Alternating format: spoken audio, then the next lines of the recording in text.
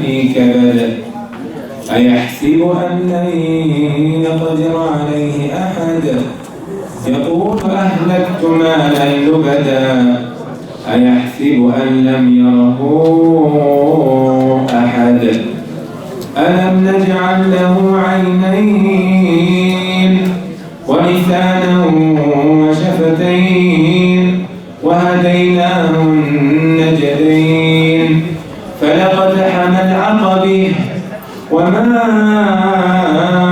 أدريك ما العقبة فك رقبة أو أطعم في يوم ذي مسغبة يتيما ذا مقربة أو مسكينا ذا متربة ثم كان من الذين آمنوا وتواصوا بالصبر وتواصوا بالمرحمة أولئك أصحاب الميمنة والذين كفروا بآياتنا هم أصحاب المشأمة عليهم نار موصدة. الحمد لله رب العالمين والصلاة والسلام على أشرف الأنبياء والمرسلين نبينا محمد وعلى آله وصحبه وسلم تسليما كثيرا أما بعد. My dear respected brothers and sisters, inshallah ta'ala, as requested by some of our brothers in the administration to speak about this very, very important topic. But before I do, I don't want to just mention whatever I mentioned on the minbar on Friday. We really want to walk away, inshallah ta'ala, having stimulated our minds. At least we know why certain things happen in our life. Why certain things tend to go wrong. Why we may be trapped from time to time. And in order for us to know this, it's imperative that we understand how the Shaytan operates. How the devil traps us whenever we try to get on with our day-to-day lives. This is why Ibn Qayyim rahmatullahi alayhi, in his kitab Rawdat al-Muhibbeen, he has a section where he speaks about طرق الشيطان في إغواء الإنسان. The traps of the Shaytan in how he deviates an individual away from the right path. And he mentions 6 of these traps. Just so that we know, inshallah ta'ala, the point that we are at with the Shaytan. How close he is with us, how far he is away from us. الطريقة الأولى, the Shaytan will try to approach you. He will try to trap you in this first manner. يقول لك أكفر. He tries to get you to disbelieve, to commit kufr. فلو فعلتها ارتاح بالك. If you now disbelieve, you commit kufr,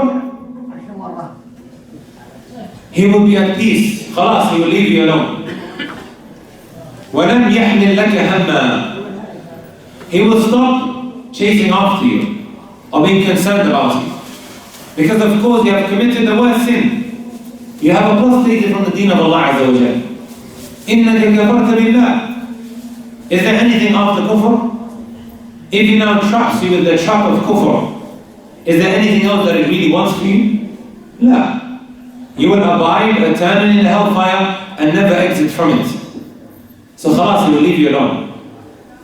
There's something very funny that I read likewise from Ibn Qayyim. He said some people claim that the Jews, the Yahud, they have khushu' in their salah. Why is that? They asked Ibn Qayyim this.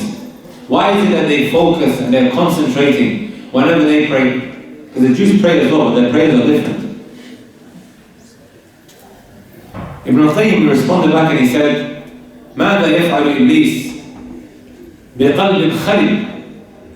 A heart now that has become destroyed. What is the Shaytan going to do to that person? Khalas, he's at peace. He's already now committed kufr. Why does he need to busy him now away from his prayers? Let him concentrate. إِنَّكَ مِنْ أَصْحَابِ الْجَحِيمِ, right? Because he is upon kufr. الطريقة الثانية. The second path that the devil uses now to trap an individual. فإذا سلمت من الأولى فإنه يزين لك بدعة من عمل أو قول فتظن أنك على حق وتنسى أن كل بدعة ضلالة وكل ضلالة في النار. If Iblis could not get you not to commit kufr, he uses the second trap. What is the second trap? The trap of innovation. And wallahi, my beloved brothers and sisters and our elders, أعمامي وآبائي وأمهاتي المستمعون, it can sometimes be extremely hard to leave some of our old practices that we may have been on for decades. I remember one time my mother, she was telling me how when they were back home, she spent a lot of her time in Somalia and she was in Yemen as well, that they would go to the graves and for a very long time they would be invoking and calling out to Al-Shaykh Abdul Qadir Al-Jailani, who was a waliyun min awliya'illah, a righteous man. ولكن بعدما توفى, after he passed away, عبدوه. They began to worship him, they began to invoke him, they began to call on to him. And of course this was down to ignorance. And this is what everybody was doing at the time. So now when somebody comes up to you and he says, Habibi, Ya Abi, Ya Ummi, Ya Ammi, that what you have maybe been doing is something that is in contrary, something that Allah subhanahu wa ta'ala is not pleased with. Are we going to turn around when they bring the haqq to us and say, Inna wajadna aba'ana ala ummah wa inna ala atharihim muhtadun? We found our forefathers treading a particular path and we are going to take them as a guidance. La budda min al-tawadhu. It's upon us to be humble. It's upon us to accept the truth wherever it comes from. Every single one of us, we want to be raised by Allah. أليس كذلك؟ بلى or بلى. قراءة الكسائي. We read it yesterday. We want to be raised right. وما تواضع أحد لله إلا رفعه. Fudayl ibn Iyad, the great tabi'i, he was asked about al-tawadhu, to being humble. What was his response? أن تخضع للحق وتنقاد له. That you lower yourself to the truth and you submit it when it's brought to you. And look what he said. And this is very, very hard, very hard. وَلَوْ سَمِعْتَهُ مِنْ صَبِيٍّ قَبِلْتَهُ مِنْ. A young child comes up to you and he says to you, you made a mistake in the salat. You made a mistake in the salat. Or what you done was wrong. Am I going to turn around and tell him, Ya Habibi, I memorized the Quran before you became even existent in this world? لا, هذا من الكبر. This is arrogance. And then look what he said, وَلَوْ سَمِعْتَهُ مِنْ أَجْهَلِ النَّاسِ قَبِلْتَهُ مِنْ. Even if you hear it from the most ignorant of people, they accept it. Well, I heard a couple of times, one, he might be correcting his family, maybe his mother or his father, and then the kind of response that he gets is, I used to wash your backside. كنت أغسل غائطك ولا بولك. الآن تقول لي كيف أتوضأ? Now you tell me how to do wudu? لا والله ما يسمح. This is not min al-tawadhu. The point is, sometimes these innovative practices, they creep in. Because we've been on it for a very long time. Maybe our forefathers, out of ignorance, they taught us this and then we stuck to it. But the Messenger sallallahu alayhi wa sallam, and as we mentioned on the minbar yesterday as well, every week he would say, وَإِنَّ شَرَّ الْأُمُورِ مُحْدَثَاتُهَا وَكُلُّ مُحْدَثَةٍ بِدْعَةٍ وَكُلُّ بِدْعَةٍ ضَلَالَةٍ. Right? The worst of the affairs are the affairs of innovation. This is why also Ibn Taymiyyah rahmatullahi alayhi says, the innovation, the bid'ah, is more beloved to Iblis than sinning. Let me ask brothers and sisters a question. When one commits zina, he says to you, brother, make dua for me. Wallahi, my iman went down, I made a mistake. Does he know that he's doing something wrong or not? Yes. نعم يعرف. وهكذا البنت تأتيك وتقول, a woman comes up to you, make dua for me, I'm not wearing hijab, please, I want to, but it's hard. We make dua for her, we help her, we aid and assist her. But she knows that what she is doing is a weakness. It's wrong. We don't help the shaitan against her, but rather we try to help her out. We are patient with them. However, أسألكم الآن, the one now who's doing bid'ah, who's doing innovation, does he think he's doing something wrong? لا والله. He thinks he's getting closer to Allah عز وجل. يظن أنه يتقرب إلى الله عز وجل بهذه المحدثات وهذه البدع. فمن الصعوبة بمكان. It's extremely difficult to get him to move away from it. ولذلك قال ابن القيم, and this has also been attributed to Abdullah ibn Abbas, that it is more beloved to Iblis, the innovation that he practiced, than sinning. Because Iblis knows he is not going to leave that. إِنَّا وَجَدْنَا أَبَاءَنَا عَلَى أُمَّةٍ وَإِنَّا عَلَى آثَارِهِمْ مُهْتَدُونَ. Our forefathers, they were upon something, and we're going to take their guidance as a guidance. الطريقة الثالثة. ابن القيم says, فإذا سلمت من الأولى والثانية انتقل إلى الثالثة. He now moves on to the third track. وهي عمل كبيرة من الكبائر حتى يجعلك تذنب. It is from the major sins now that he traps you with. And Allah, brothers and sisters, living in a society which has been so sexualized, may Allah subhanahu wa ta'ala preserve the one who stays away from kabair.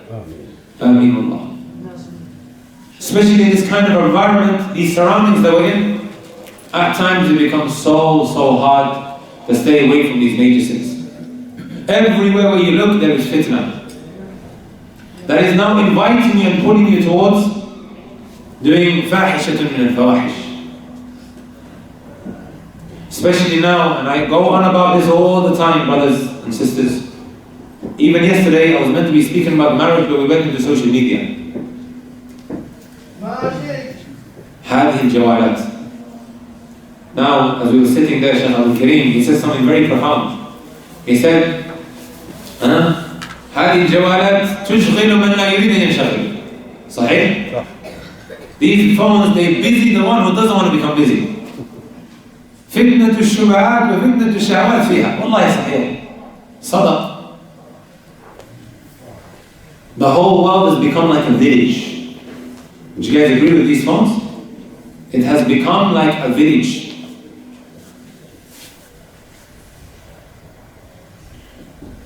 Where one is exposed to all kinds of doubts. Every doubt you want to think about, it is there. And this is why I said this yesterday as well on the minbar. Right? The days where we thought the only way our children will become corrupt is by hanging around with the wrong crowd, these days خلاص خليتات.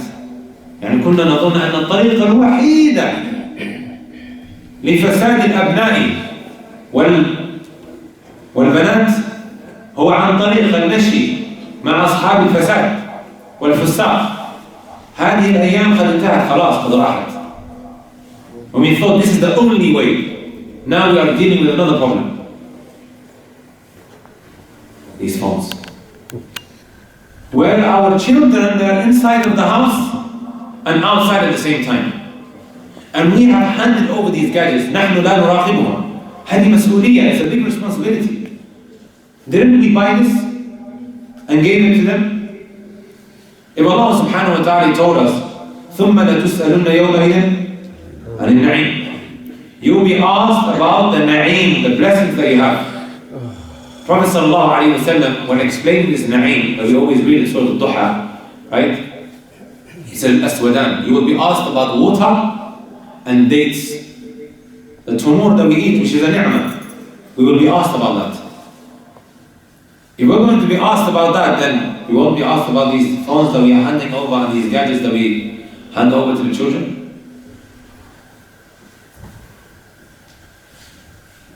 Wallahi al-Azim, inside of the house and outside at the same time. You have bintun, a young daughter, who is shy and modest. She's always been wearing the hijab just like her mother. Her mother is wearing the correct Islamic dress code. Even the child grows up wearing that.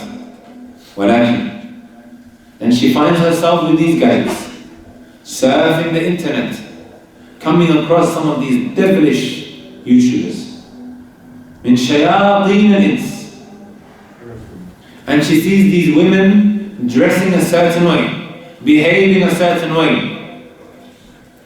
And then it becomes normal to her. She becomes desensitized to it. ما معنى desensitized؟ نحن لما نرجع من العمرة, when we come back from Umrah, and you walk towards the city center, and you hear music playing, how do you feel? We feel indifferent, we don't feel comfortable, sahih? Because we've been around the Kaaba, we've been around the Medina, the iman goes up, sahih? We haven't been hearing music for the last 10 or 15 days. Likewise, when you come back from Hajj, your iman is high. Sahih? Then you go to the city center, you hear a little bit of music, you feel uncomfortable.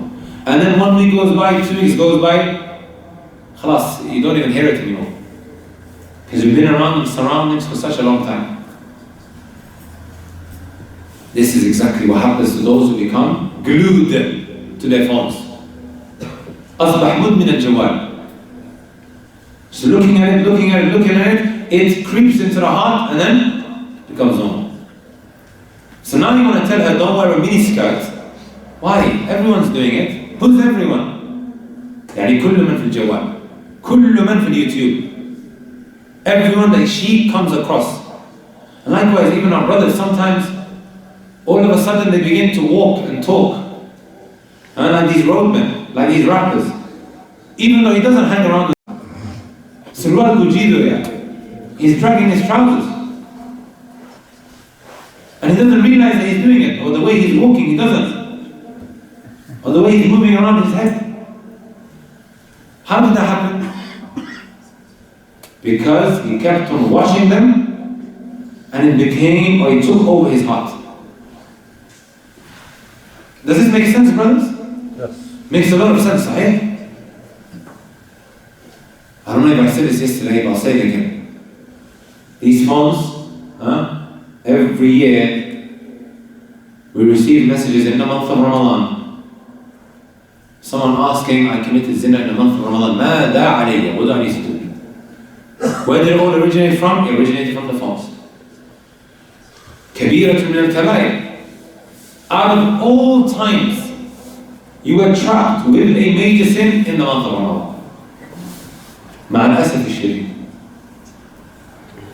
الطريقة الرابعة, the fourth method that the devil, the Shaytan, uses to trap you. فإذا سلمت من الطرق السابقة جاء لك بصغيرة تكون معك في كل الوقت.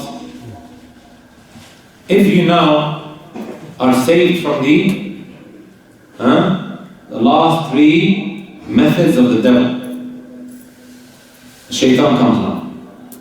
And he tries to trap you with a saghira, with a minor sin. That is always with you.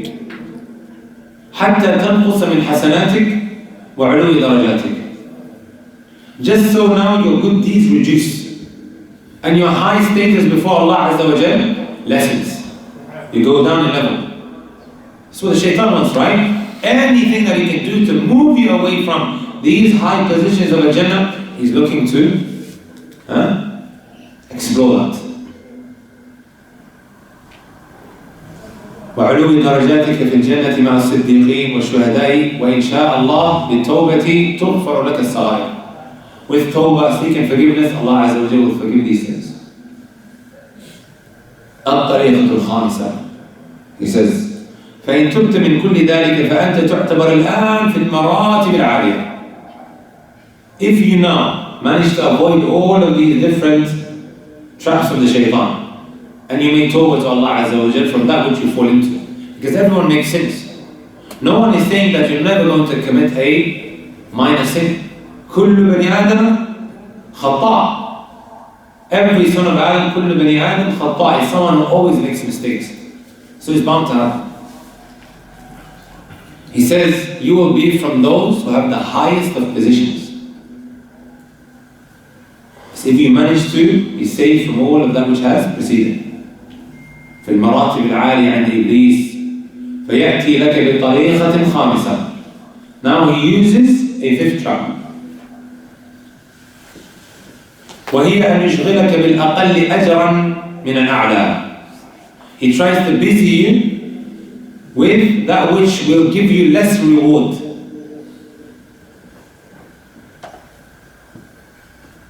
Let me ask you brothers and sisters a question, right? The adhan is going off. Meant to be going to the masjid. We have to attend the masjid, right? And accept the adhan. Is it time now to be cleaning the park? Cleaning the park from dirt and rubbish, is that good? Of course it is. صحيح؟ إماطة الأذى من الطريق هذه من الإيمان. However, is this the time for it now when the adhan is going off? Hi Mashayikh. Why are you guys looking at me as if? Huh? Is this now the time for it? No, Allah, it's not. Even though cleaning the park from the rubbish is something that is praiseworthy. يحبه Allah.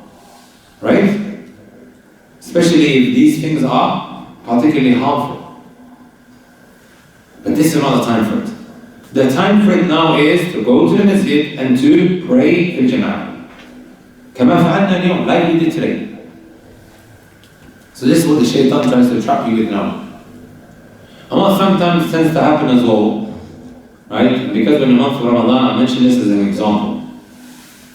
Salatul Fajr, wajib or sunnah? Is mandatory or sunnah? Mandatory.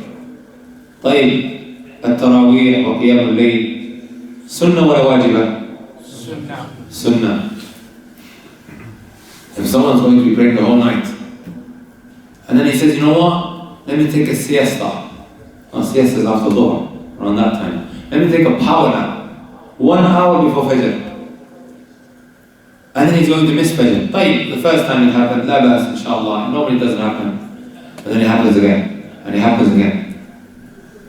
Is this right, brothers? No. If you are able to reconcile between them both, you do Taraweeh, you do Qiyam, and at the same time you're up for Fajr, praying, هذا مطلوب, هذا جيد, this is excellent. But if now the sunnah, or that which you will get less reward for, is going to affect the mandatory acts, then it becomes a problem, sahih? And likewise now sometimes we're on the phone, maybe we are watching YouTube videos, we are doing khair on it, but it busies you from your wajibat. Being dutiful to your parents and being at their service. Wajib or sunnah? Is it wajib, mandatory or sunnah? It's mandatory. Some people when their mother and father is speaking to them, okay, but mama busy. Can you see now how the phone has occupied you from that which is wajib?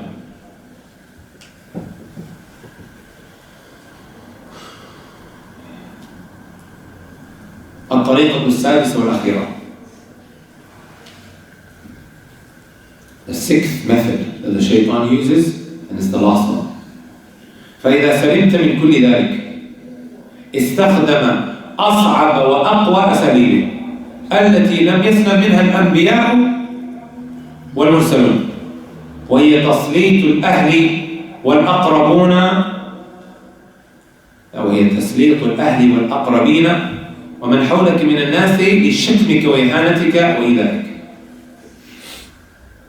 The Shaytan now uses this one last trap, and it is one of the most difficult traps of the Shaytan to deal with. And this is something that even the prophets and the messengers, they couldn't protect themselves from. What is this? He uses your family members to harm you. You are now practicing, you're trying to stay firm upon your religion. You're trying to do the sunnah acts. Allah subhanahu wa ta'ala, the Shaytan comes through one of your relatives, أنت متشدد. You're harsh. Why are you doing this to yourself? Making you feel like these sunnah acts that you are now carrying out is extreme. وبالمناسبة, let's quickly mention this. What does tashaddud mean? Being extreme. Is being extreme or not? Too much in religious. Too much religious? Yeah. Too tough. He said too tough. ايه الشيخ يقول being too much on your religion. طيب الشيخ لو تفصل لنا هذا يعني كيف يكون يعني على دينه بشكل زائد؟ يعني تلتزم بالصلوات في المساجد، بقراءة القرآن، بمصاحبة الصالحين. هذا جيد ولا تشدد؟ هذا جيد. هذا جيد. هم تشدد. هذا جيد. But they say this is طيب. جزاك الله خير. الله يفتح عليك. This is exactly the point that I wanted from our mother. Today when we hear extremism, what is the first thing that pops to people's minds? Terrorists. Terrorists. صحيح? You mention extremism, the first thing that rushes to mind is what? Terrorists. ISIS. This, all of that. And now, this is a type of extremism. What did Allah subhanahu wa ta'ala tell us? وَكَذَلِكَ جَعَلْنَاكُمْ أُمَّةً وَسَطًا. We have made you a balanced nation.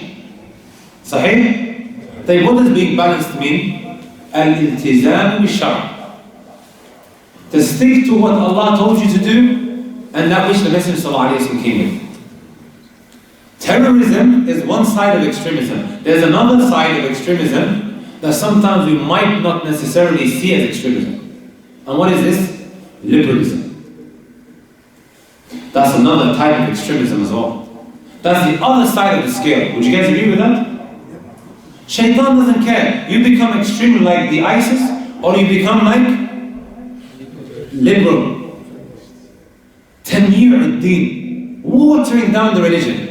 That which you're meant to be doing, why are you wearing hijab for? Wallahi, we're not, this is not the time for it.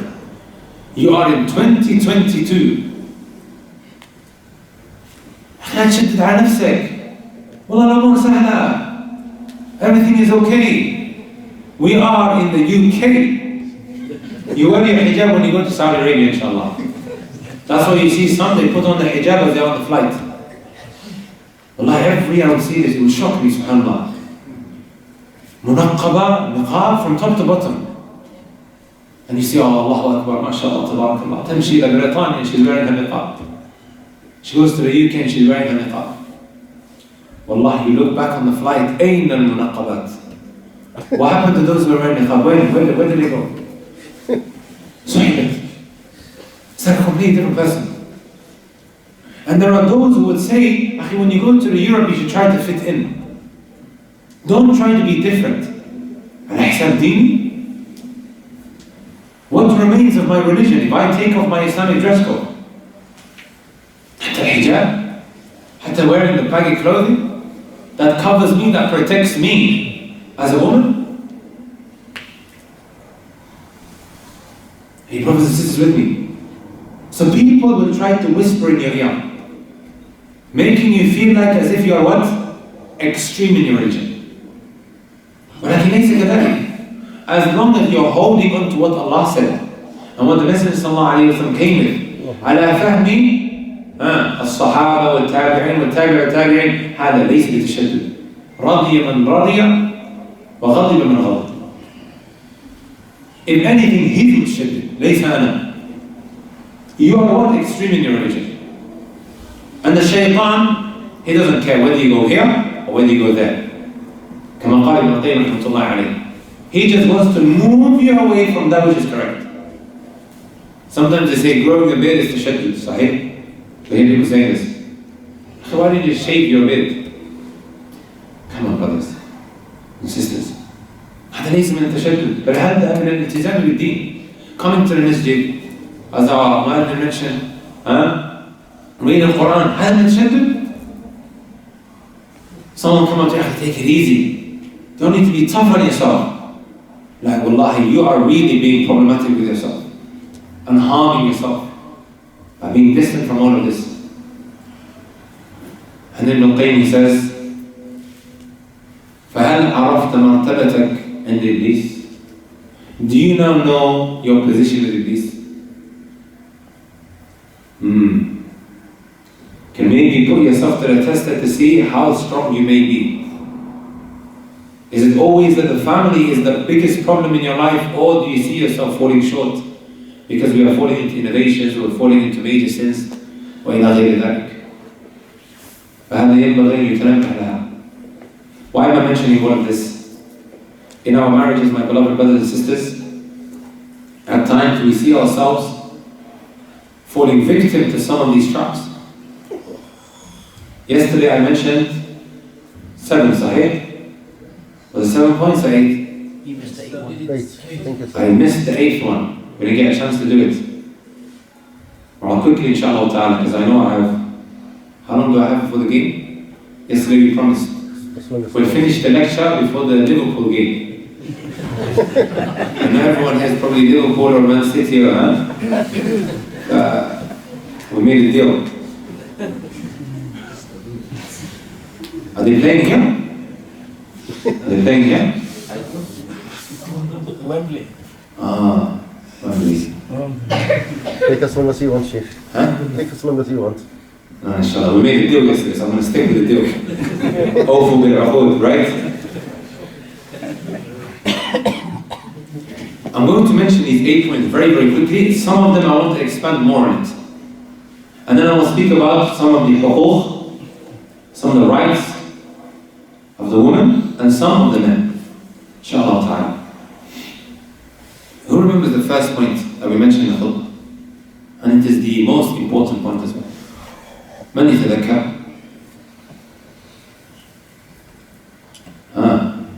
عبد الحسيب صحيح؟ What was the first point? Triangle. The wedding night. Huh? The wedding night. The wedding night?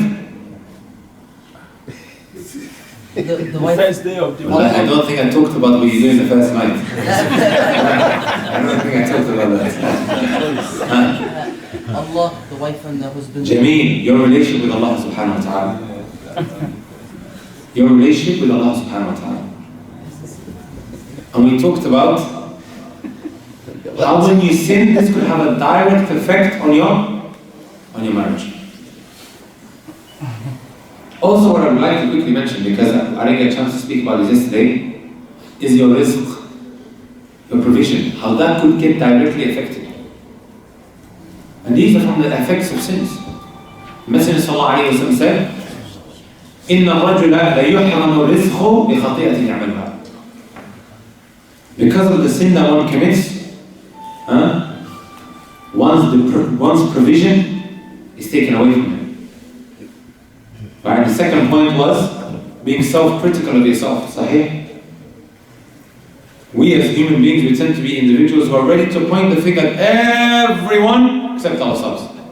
And we mentioned the statement that Ibn Qayyim made mention of, قال بعض السلف إني لأعصي الله وأرى تغيرا في دابتي وامرأتي. I disobey Allah and then all of a sudden I see a change in my wife and also my riding animal. My brothers and my sisters, have we ever looked at it in this way? Your phone breaks, smashes. When you get yourself into a car crash. Or things now begin to go wrong, which now needs you to pay some money for. Am I maybe going through this because of a sin that I committed? قد يكون أليس كذلك? It could be because of the sin that we committed. Instead of blaming everyone, why don't we just sit ourselves with jalsatul ta'ammul, a sitting of reflection, and we say, maybe it's because of something that we've done. Because one of the points of discussion amongst husbands and wives is al-diq fi rizq. Would we agree with that? Having issues with our provision. And sometimes we struggle to make ends meet. Or we want to do certain things which requires money, but then all of a sudden the money runs out very, very quickly. We tend to struggle to find that barakah, that blessing that we're looking for in our provision. Could it possibly be due to us committing sins? And excuse me for saying this, brothers and sisters, and I know this might be a little bit sensitive. I mention it all the time in Leicester. And as time went on, a lot of our elders, they began to understand that which relates to benefit fraud. I think everyone knows what benefit fraud is, right? Lying to the government so you can take more money. By the way, I didn't get paid by the government to say this in the lecture today. La wallahi ma ja'atni fulus. Right? There was a time in Leicester where a lot of the youngsters, they were making ridiculous money. They would be driving the latest cars. The latest cars.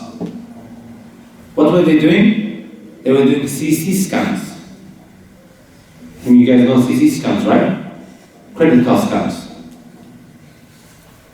Even one time I walked into Barclays, one of the branches, and there was a leaflet, there was a pamphlet there. If you know anyone who's doing credit card scams, please let us know. And the number was there. They won't announce it because they know the people will lose trust in the bank.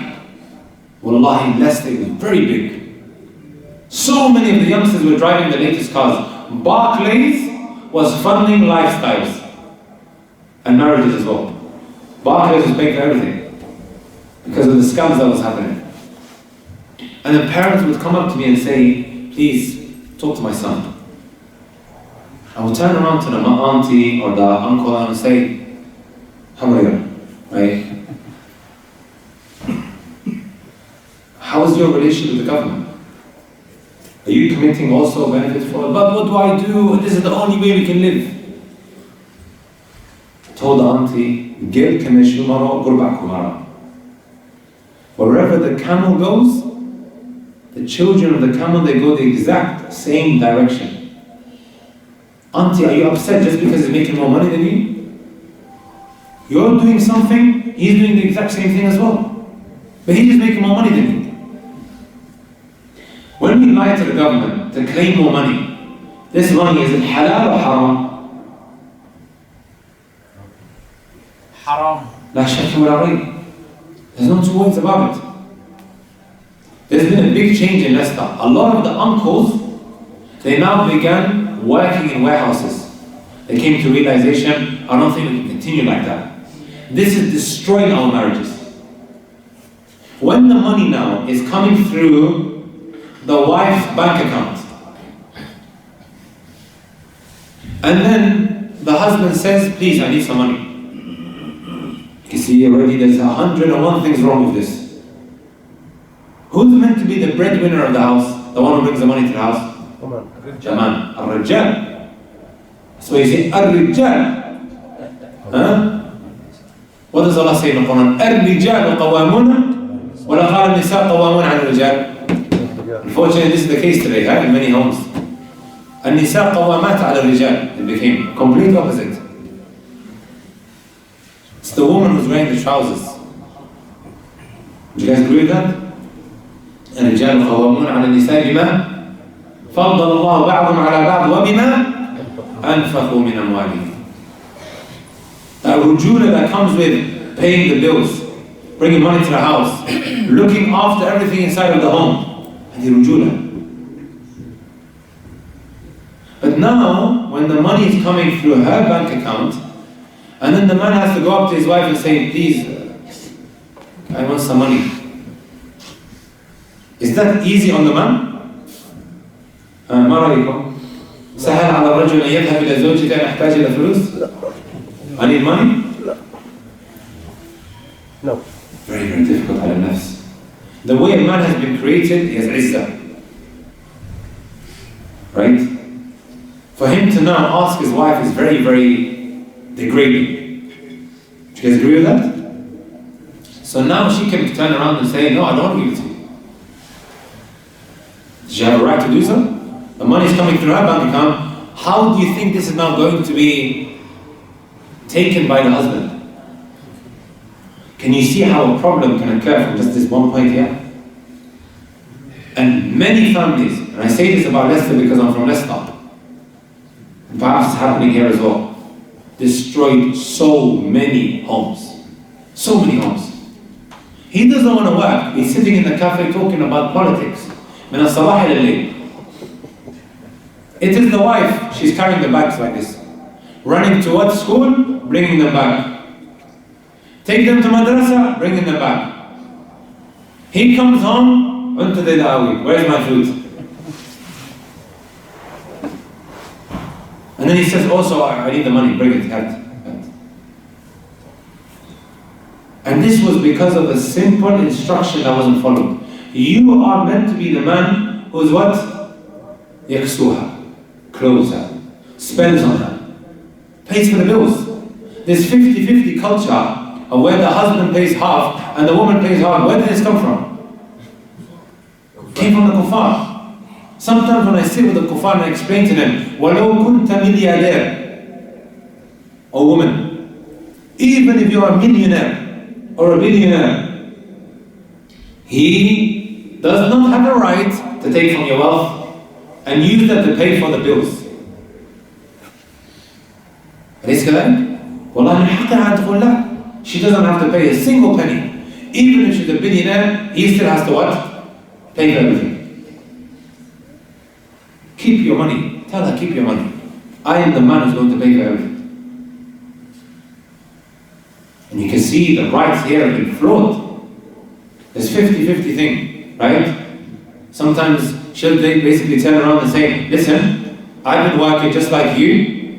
Go get your takeaway. Or you go and cook, for us it's your turn. The roles have been flipped. The roles have been flipped. And many problems are coming through that. Likewise, this literally one of my cousins was complaining to me this about yesterday when I was in London, and I said to him, ليش ما نتزوج؟ لهذه اللحظة ليش؟ Around the same age. He said, actually the mentality of many of our young sisters has become very, very flawed. I said, what do you mean? Give an example. Because I've been to so many marriage meetings. The mere fact that you bring up the issue of, I want you to look after the children, I will work, I'll bring the money to the house. The feminist bone moves. You know the rib? Bone moves. It is, they think, this mentality of, he's trying to control me. No, I'm not. I will bring the money to the house. You just look after the kids. You do your thing, inshallah. You don't need to work, I'll look after you. Automatically, the antenna comes out of, he's trying to control me. Where did this come from? It came from the feminists. Who want to liberate you. La wallahi. This is not liberation. This is destroying your chastity. But they want her to go out into the world, for her to lose her modesty.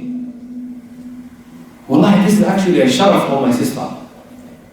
For you to bring out the next scholar from your home. You're doing tarbiyah of your awlad, your children. You turn them into hafadh of the kitabillah, or people who can benefit the community. Where does it start? It starts from the home. You have a very, very important role in society that no one should take away from you, which is bringing up them children in the best possible way. And he will be the next scholar, the next doctor, the next engineer, with the deen, inshallah ta'ala, as well. But it starts from where? You. But if you now become busy, and he becomes busy, who's going to be giving da'wah to our kids? Wallahi, the kuffar. 7 hours a day, who are they with? They're with our kids. They pollute their minds. Do you guys agree with that? That's why also it's extremely important. I know this is a bit of a side issue. I was telling one of the uncles yesterday when I went to his house, I really, really admire those parents who sit with their kids every single night. They just talk. How are you? What's going on? Today we might only sit with our kids when they've done something wrong, sahih. ليش سويت وليش فعلت. Only when they do something wrong, we bring them into the courtroom. Hey, Idris. Sit here. محاسبات. Why not sitting with our kids just to have a chat so they can feel comfortable around us? They don't have to pour out their hearts to some ajnabi, some other guy. who might then, especially to our sisters, wallahi our daughters, who don't feel comfortable pouring their hearts out to their parents, they will go to some guy who will show them a bit of love and blow them away. Do you guys agree with that? Yes. Vulnerable. Our young daughters are more vulnerable. And because the father is not showing love, right? And this is not weakness, uncles and fathers and brothers. Our little sisters, they need love. Tell them that you love them. Tell them that they're beautiful. Tell them that they look sweet. Give them a hug. Wallahi, if you don't do that, you will see some next guy coming and telling her, oh, you look beautiful. She'll be blown away. Oh, I'm beautiful. No one's ever said that to me. She will easily slip into maybe just getting away with it. So they need this love. I tell my little sister, I have an unlimited bank card. But that's what she thinks. Go buy whatever you want. Just so another guy doesn't come and offers her a couple of things and she's blown away. Go do what you want. And even then she's a bit shy. No, what should I be using it? But you know, I tell her all the time I see her, I love you, you are beautiful, my little sister. Because I don't want another guy to come and, I want her to feel uncomfortable. And some guy at school tells her that she looks good, which I can't control, right? Listen, my brother says that to me all the time. That's disgusting, how are you telling me that? You like my brother? That's only for my brother. And then when she gets married, her husband. That's all we can do because of the society that we're in.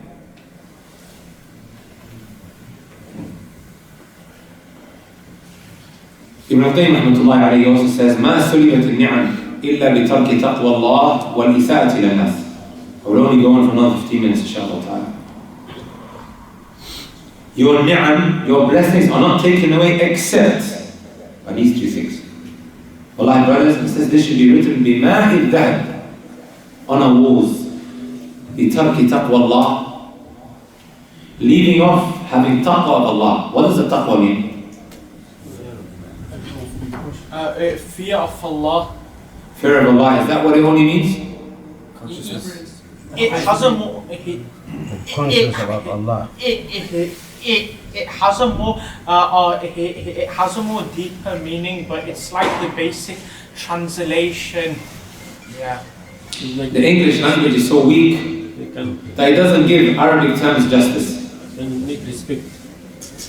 The respect is fearing and have more feeling Of Allah. respect with No. Allah. A lot of the time the word taqwa is translated as fear, but it doesn't give it justice. That's only a part of the meaning. Ibn Rajab rahmatullahi alayhi, he says, هو أن يجعل بينه وبين ما يخافه وقاية تقيه منه. It is to place a shield between you and that which you fear. Who do we fear? Allah subhanahu wa ta'ala. Allah wants us to protect ourselves with this shield. What is this shield? فعل الطاعات واجتناب المنهيات. To do what Allah told you to do and to stay away from what Allah told you to stay away from. Maybe a better translation might be to be conscious of Allah Azza wa Jalla, because when you're conscious of Allah, it stops you from a lot of things. And even conscious, it just means something within your heart. But that doesn't always kind of like take you to the next step. الشاهد من الكلام, to be extremely conscious of Allah, which then leads you to do what Allah told you to do and to stay away from what Allah told you to stay away from. And isn't this what we're trying to acquire from the month of Ramadan and our fast? يا الذين آمنوا كتب عليكم الصيام كما كتب على الذين من قبل لعلكم تتقون, so that you may what? Acquire taqwa. All the things that we stay away from is not just for Ramadan. Ramadan is like your induction period. When you start work, you do 2 weeks inductions, hey? Or 1 week. Where you're trained for your job. Well, so after the induction period, you just go back to whatever, doing what you want? No. You have to do that job properly. And Ramadan's like that as well. It's an induction period. And we train ourselves to do certain things and to stay away from certain things. Fasting is not just for the Ramadan. Allah wants us to do more. Taraweeh, praying in the night is not just here. Allah wants us to do more, to become from Ibad al-Rahman. وَالَّذِينَ يَبِيتُونَ لِرَبِّهِمْ سُجَّدًا وَقِيَامًا. Allah wants you to continue this so that you can become from the awliya illah, from the close servants of Allah subhanahu wa ta'ala. Allah wants that for you. In a very powerful statement, when Ibn Taymiyyah says, مَا عُصِيَ اللَّهُ بِشَيْءٍ لَا أَفْسَدَهُ عَلَيْكَ. Allah. Never, brothers, Allah, this is very important. Never do you disobey Allah Azza wa Jalla with something except Allah will corrupt that thing that you used or destroy that thing that you used. And look what he says, فَمَنْ عَصَى اللَّهُ بِمَالِهِ أَفْسَدُ عَلَيْهِ. Whoever disobeys Allah Azza wa Jalla with his money, with his wealth, Allah Azza wa Jalla will destroy that. And then he says, وَمَنْ عَصَى اللَّهُ بِجَاهِهِ أَفْسَدُ عَلَيْهِ. Allah gave you a very good position in society. And you use that now to do haram. So you say Allah alayk. Allah will destroy that. Today you're a hero, tomorrow you can become zero. You were nothing today, Allah made you something tomorrow, right? قُلِ اللَّهُمَّ مَالِكَ الْمُلْكِ تُؤْتِي الْمُلْكَ مَنْ تَشَاءُ وتنزع الملك ممن تشاء وتعز من تشاء وتذل من تشاء. Allah Azza wa Jalla gives superiority and a kingdom to whoever He wants, and then He can take it away. Allah greatens whoever He wants and He humiliates whoever He wants. And everything is in the hands of Allah. So quickly you can lose everything because of you misusing whatever blessing Allah Azza wa Jalla gave you. And then he said, وَمَنْ عَصَاهُ بِلِسَانِهِ أَوْ قَلْبِهِ أَوْ عُضْوٍ مِنْ أَعْضَائِهِ أَفْسَدُ عَلَيْهِ وَإِنْ لَمْ يَشْعُرْ بِفَسَادِهِ. Whatever body part you use to disobey Allah Azza wa Jalla with, Allah will destroy it.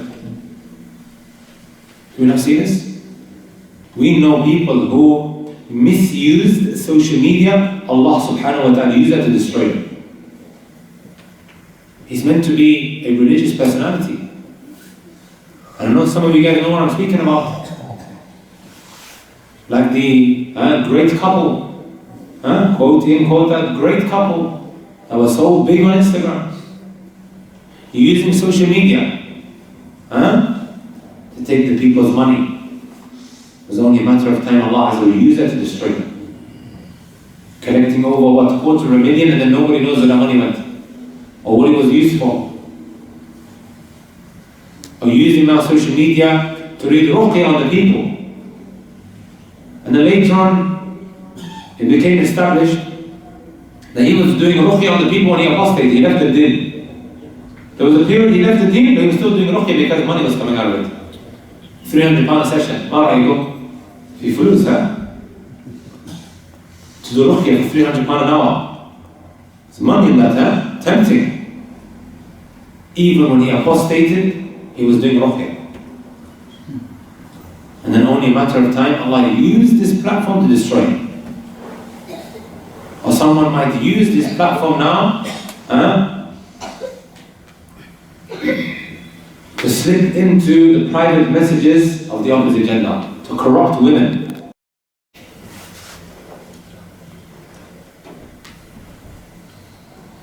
We also talked about the second point, being self-critical of yourself. We mentioned the incident of Muhammad ibn Sirin, which was a very, very profound, touching incident.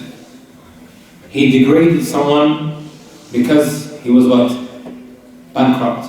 He looked down on him 30 years ago, and then 30 years down down the line, he was thrown into prison because he became bankrupt. And he said it was because I'd done that 30 years ago. I believe in something called what goes around comes around, brothers and sisters. And this is a concept that is mentioned in our Sharia. What goes around comes around. It will come back to haunt you. The way you treat the people, it will come back to haunt you. What did we mention earlier? مَا سُلِبَتِ النِّعَمُ إِلَّا بِتَرْكِ تَقْوَى اللَّهِ وَالْإِسَاءَةِ لِلنَّاسِ.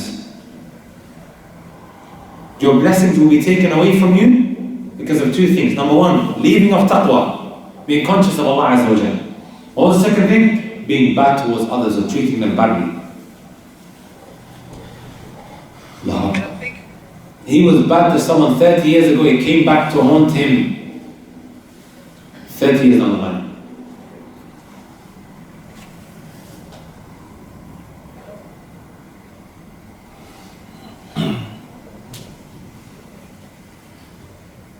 Number 3 that we mentioned was stop thinking that the grass is so much more greener on the other side. When you marry, it's a life commitment.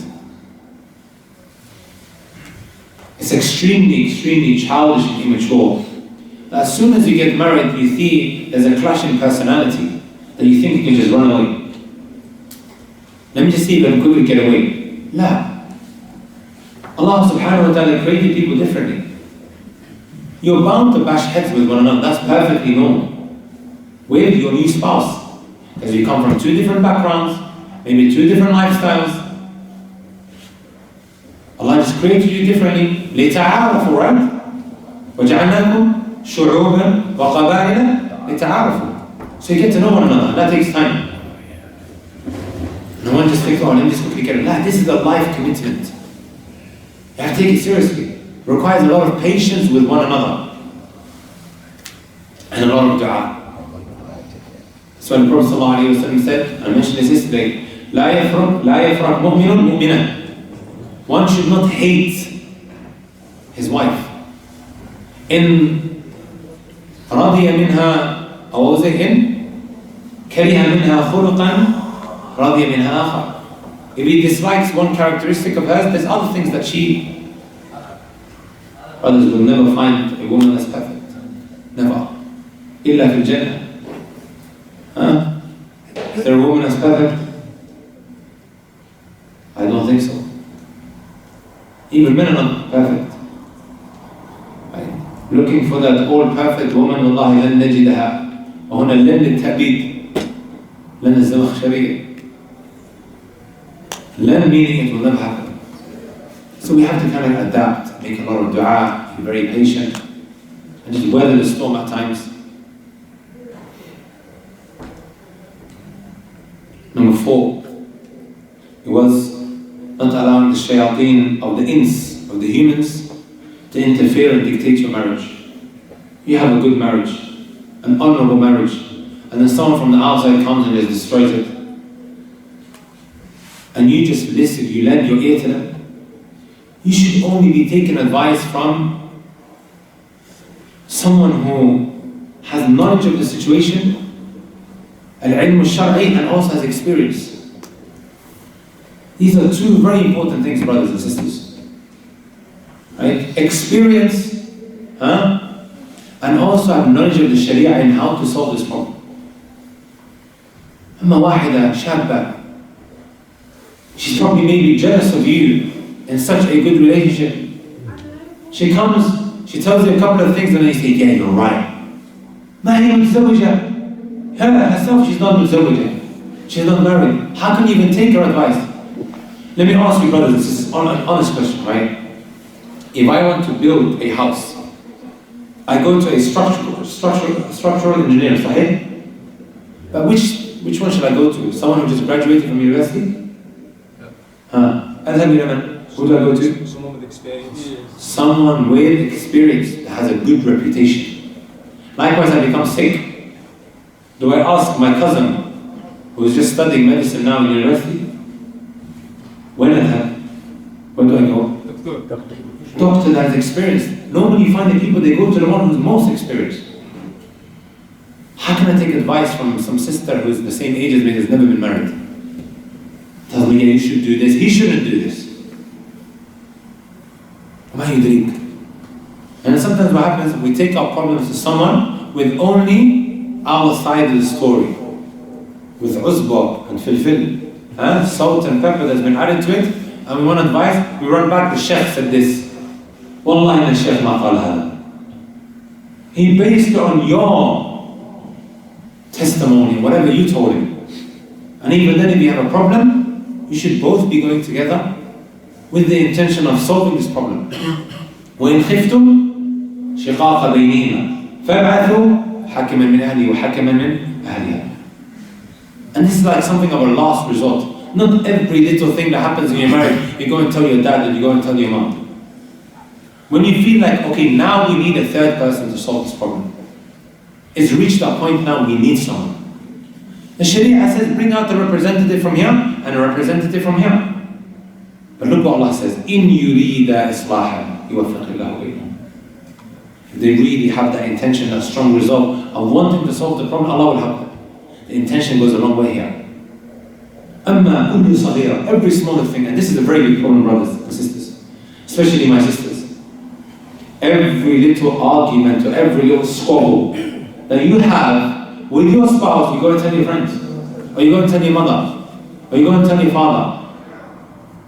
What kind of impression will this now create within the hearts of your parents?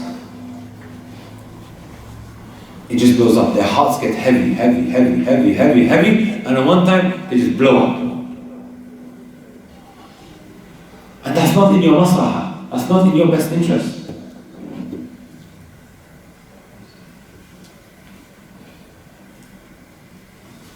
Number 5, stop comparing your marriages to others. Stop comparing your marriages to others, especially those that you see on social media. You may think that they live happy marriages, wallahi, brothers and sisters. A lot of it is not a reality. A lot of it is not a reality. You are only seeing that smile for that one moment when the picture is taken. Brothers and sisters, when I was in Medina, I spent 5.5 years there. I would sometimes sit on the edge of where the pathway is. As I'm sitting there, people would walk past, back and forth like that. How often have I seen a man looking miserable? Wallahi, he looks miserable. You can see from his face. He takes out his phone. As soon as he takes the picture, he goes, it just looks miserable again. That's what we see on social media. A lot of it is that. And me, if I have a blessing, like just look at it from a logical perspective, right? If I'm happy in my marriage, why would I put it on social media? Knowing, وَمِن شَرِّ حَاسِدٍ إِذَا حَسَدٍ. If Ya'qub alayhi salatu wasalam told his children, لا تدخلوا من باب واحد. What did he say to him? وادخلوا من أبواب متفرقة. He had many children, صحيح? He had a lot of kids. إني رأيت 11 كوكبا. 11. He told them, don't all enter into the city from one door or from one side. Today we see 11 brothers walking together. We say, wow, look at that, big family. صحيح? وَالْعَيْنُ حَقٌّ. The evil eye is a truth. It can kill a person. That's how serious it is. It's not something that is light. How does it make sense now that I put all of my blessings on social media? Okay. Knowing that I could lose it like that. If you could lose your blessings by just saying it to someone, him hearing that you have kada wa kada wa kada, you could lose your blessings like that. Then how about if you're putting it now on social media where so many people can see it? Are you not vulnerable? Or can you not so easily now be envied? Of course you can. That's why we say a happy life is a private life. A lot of them, they put their blessings on social media, brothers and sisters, because they want to feel good about it. They feel miserable behind closed doors. Maybe if I put this, I get more likes. This is called dopamine. Research it. It's like a drug. You guys heard of dopamine? Yeah. It's like a drug.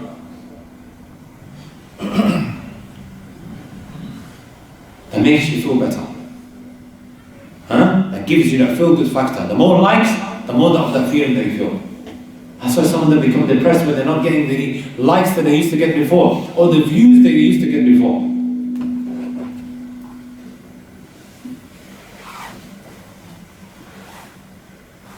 No mistake, stop this whole tit for tat thing that goes on between spouses. That which happened 20 years ago is being brought up today, but you done this that day.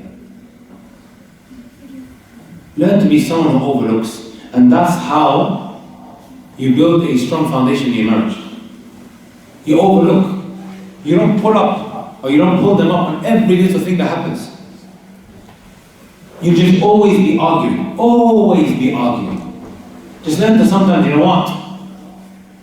Of course, if it's serious and it keeps you growing, you need to address it. But every little thing that happens. Number 7. Stop having these evil thoughts for one another. You know, there's an Arab method.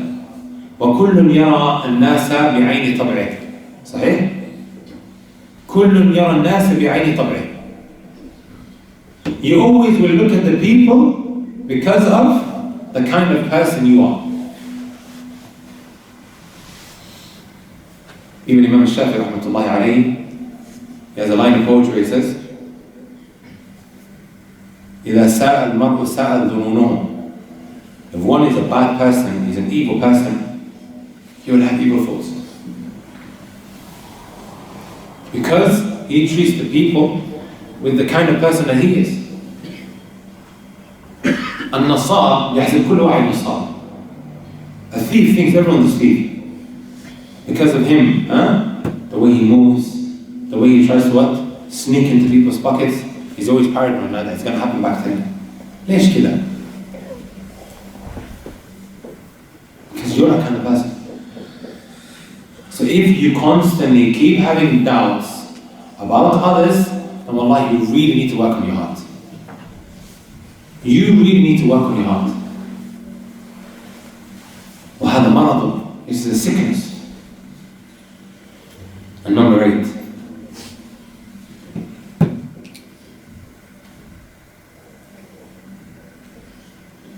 When a problem happens, look for a way to diffuse the problem.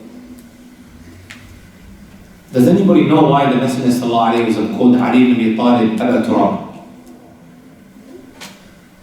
He said, Ya Aba Turab, qum. Why did he call him Aba Turab?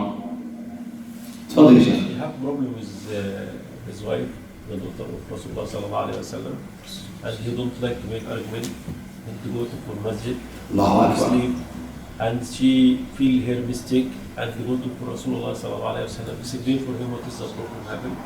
He wanted to excuse for him and want to know exactly with him. He find some dust coming from his body. فتح الله عليك And شيخ. he his body and he say for him coming. Allah يحفظك. Allah يبارك فيك. May Allah honor our uncle. Ameen. One time, Messenger sallallahu alayhi wa sallam saw Ali ibn Abi Talib lying down in the masjid. And he was sleeping on there. And of course, they didn't have these lovely carpets that we have in Al-Rahma. It was what? Sand. Soil. And then the soil came onto his shoulders, his body. So the Messenger sallallahu alayhi wa sallam saw this and said, "Qum ya Aba Turab, O father of the soil. Yallah, go." But why was he there? I think we can take a very good benefit from this. He got into an argument with his wife. Did he stand there and start beating the life out of his wife? Did he continue raising his voice at her, or did he start getting crazy and everything? ماذا فعل? He left. Try to diffuse the situation. And sometimes we need to breathe air. We need it.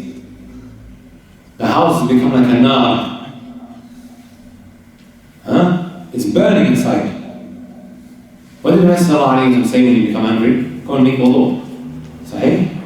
Also the Messenger told us, إِذَا غَضِبَ أَحَدُكُمْ فَلْيَسْكُتْ. When you become angry, go quiet. I have a half an hour reminder on my YouTube channel. It's called 7 ways in how to diffuse your anger. Anyone who's suffering from anger issues, please watch that. I really wish that I mentioned this incident as well, but I didn't.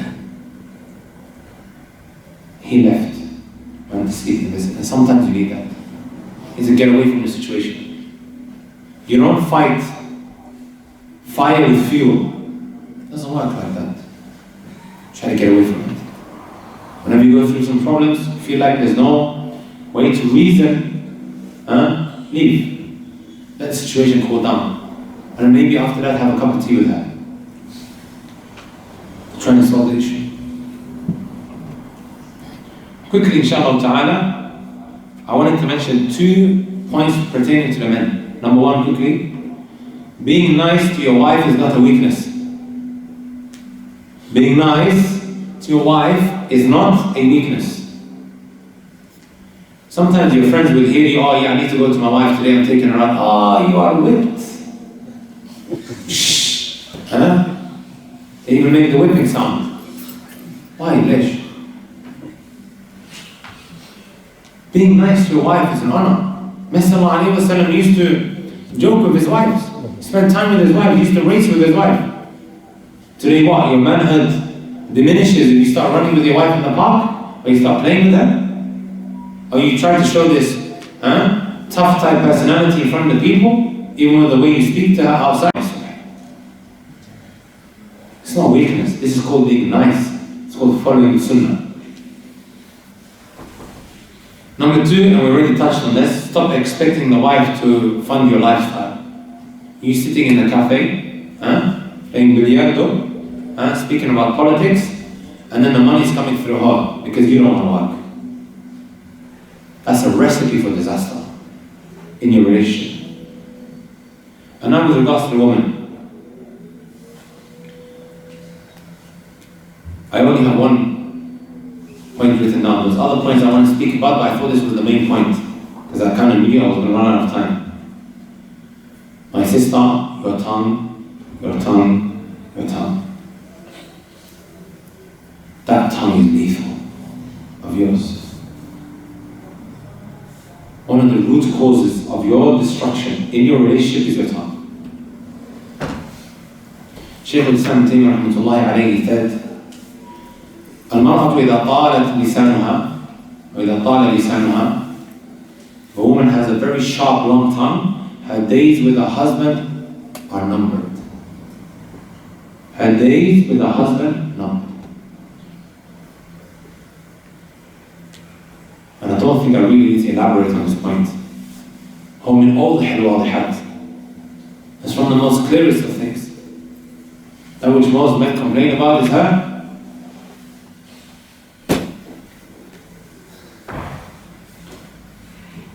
The scholars, they mention, actually we have a second point. I do have a second point. Number 2. طاعة الزوج شرف. Being dutiful to your husband, my brothers and my sisters, I'm speaking to my sisters here, this is what honor. Stop thinking that this is what a burden. When you are dutiful to your husband, who are you in essence being dutiful to? Allah subhanahu wa ta'ala. Did you know that, my brothers and my sisters? When you treat you men treat your wives nicely, in essence you are fulfilling what Allah told you to do. وَعَاشِرُوهُنَّ بِالْمَعْرُوفِ. Be good to them. Treat them properly, dutifully. You are fulfilling the command of Allah. And likewise, my sister, when you are being dutiful to your husband, this feminist mentality that he's trying to control, this is now طاعة of Allah Azza wa Jalla. This is why the Prophet ﷺ, what did he say? إِذَا صَلَّتِ الْمَرْأَةُ خَمْسَهَا. If a woman prays her 5 daily prayers, وَصَامَ شَهْرَهَا, and she fasts the month of Ramadan, وَأَطَاعَتْ زَوْجَهَا, and she is dutiful to her husband, وَحَفِظَتْ فَرْجَهَا, and she also safeguards her private part. قِيلَ لَهَا, it is said to her, أُدْخُلِ الْجَنَّةَ مِنْ أَيِّ بَابٍ شِئْتِ.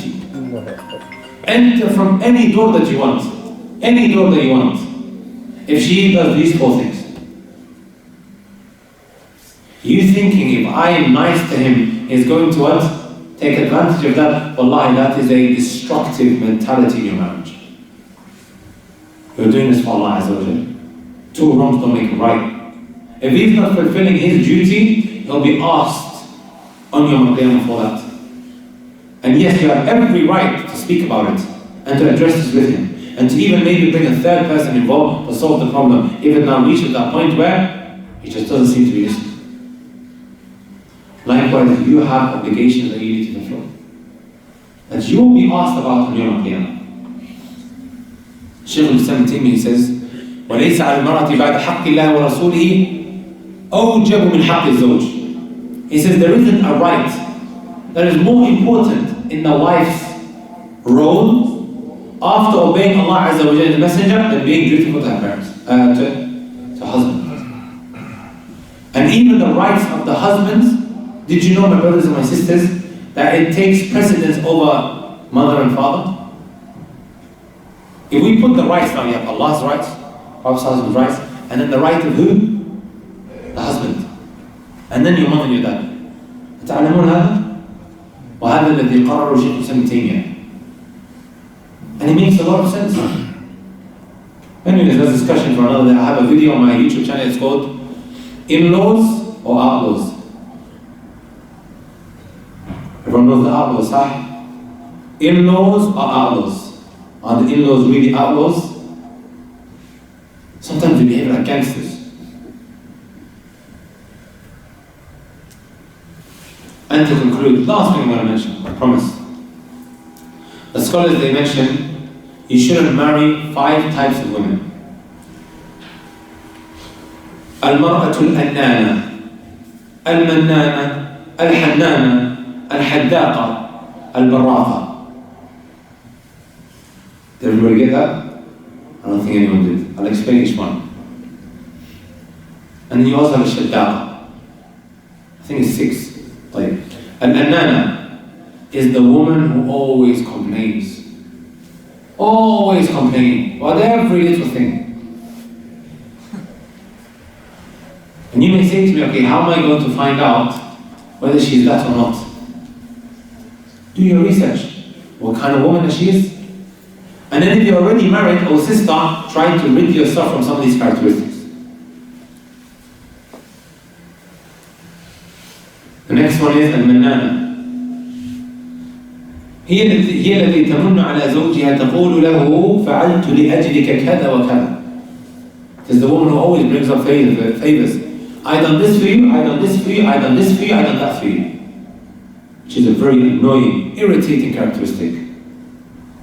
Number 3, Al-Hannana. هي التي تحن إلى زوج آخر. She was married before. She said, Wallahi, oh, my ex-husband was like this and he was like that. Go back to your ex-husband then. Why are you with me? Number 4, Al-Haddaqa, is the woman who looks at just about everything and she begins to crave it. One time I had to ban my wife from looking at holiday destinations. You know, Allah subhanahu wa ta'ala didn't just tell us to lower our gaze from haram, from the opposite gender. قُلْ لِلْمُؤْمِنِينَ يَغُضُّوا مِنْ أَبْصَارِهِمْ وَقُلْ لِلْمُؤْمِنَاتِ يَغُضُّضْنَ مِنْ أَبْصَارِهِمْ. Also Allah told His Prophet, وَلَا تَمُدَّنَّ عَيْنَيْكَ. From what? Why did Allah tell him, don't keep looking and gazing at what? The pleasures of the dunya. It's a fitna. When you keep looking at that C class or that S class or whatever, why is Bilal having a go at you, huh? I don't know whether you want C, S class or C class, ma'arif. You keep looking at that. What does that do to your heart? Huh? You begin to want it, sahih?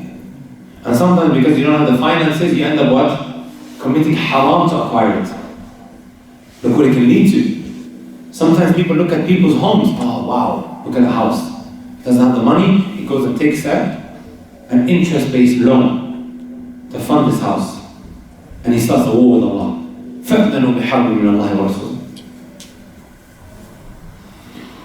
So the reason why I banned is, what happens when you keep looking at holiday destinations?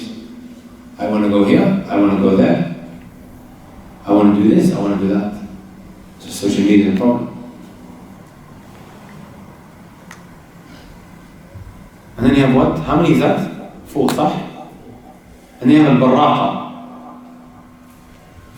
This is the woman who spends the most of her day just putting on makeup,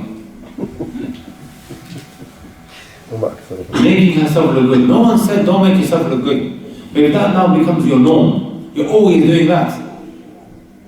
It is as if you had plastic surgery on your face. It's like a completely different person. Right? That's why, brothers, I tell you, and sisters as well, that which will save you, my sister, from a lot of problems is if when you come to the marriage meeting, you're not wearing anything on your face. And you brothers as well, maybe it's a request you want to make. I know here in Liverpool, wearing makeup is a big deal. And it is as if a woman, she feels like she's not wearing anything if she doesn't have makeup. And this is the culture here in the north, especially in Liverpool. Am I right to say that? Or am I misquoting or misinterpreting the Liverpudlians and the Evertonians? Sahih?